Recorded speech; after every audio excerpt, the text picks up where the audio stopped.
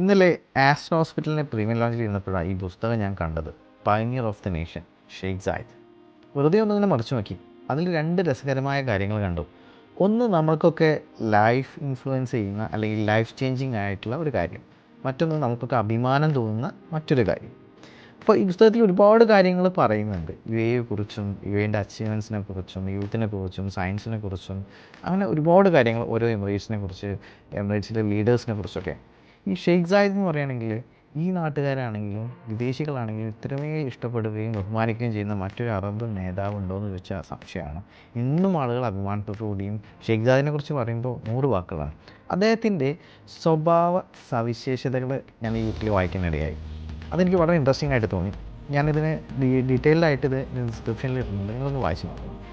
ഒരുപാട് കാര്യങ്ങൾ നമുക്ക് ലൈഫിൽ ഇംപ്ലിമെൻറ്റ് ചെയ്യാൻ പറ്റിയ കാര്യങ്ങൾ, അതൊക്കെ നമ്മൾ ഇംപ്ലിമെൻറ്റ് ചെയ്യുകയാണെങ്കിൽ നമുക്ക് ലൈഫ് ചേഞ്ചിങ് ആയിരിക്കും.